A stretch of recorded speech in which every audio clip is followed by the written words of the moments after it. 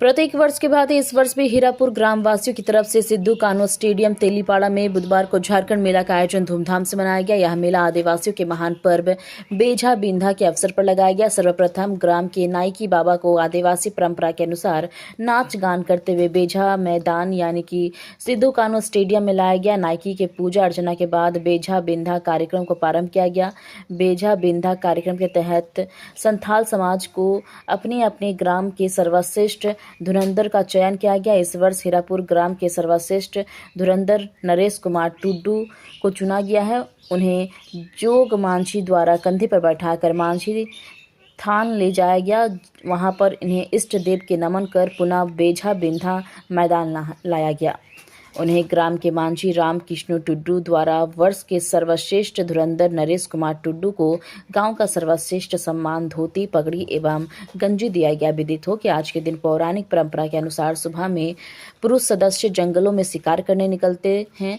जब तक पुरुष सदस्य जंगलों से शिकार कर लौट कर नहीं आते थे तब तक विवाहिता महिलाएं श्रृंगार नहीं करती थी। उनके आने के बाद ही घर के सदस्य व्यंजनों का सेवन करते थे। इसके बाद ही बेझा बिंधा कार्यक्रम का आयोजन किया जाता था। इस अवसर पर उपस्थित वक्ताओं ने कहा कि सिद्धू कान्हो स्टेडियम एक ऐतिहासिक स्थान है। इस भूमि को वर्षों से ग्रामवासियों ने भूमि माफिया से लड़कर बचाया है।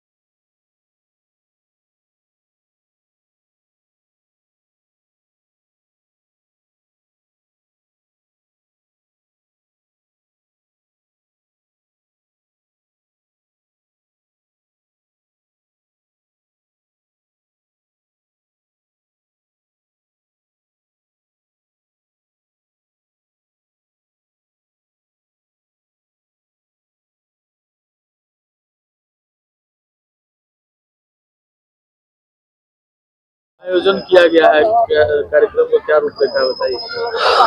आज मकर संक्रांति के अवसर पर संथाल आदिवासी जितने भी हैं सभी ग्राम में आज के दिन पुरुष सदस्य शिकार खेलने के लिए सुबह में जाते हैं।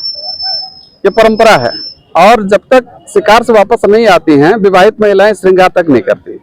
उधर से आने के बाद अपने जो पुरुष सदस्य हैं उनके साथ, बाल बच्चों के साथ मिलकर के वो लोग अपना स्वादिष्ट व्यंजन करते हैं। उसके बाद अपने अपने क्षेत्र के, जैसे ये हीरापुर ग्राम है, तो हीरापुर ग्राम में आज सर्वश्रेष्ठ धनुर्धर का चयन किया गया बेजा बिंदा के माध्यम से।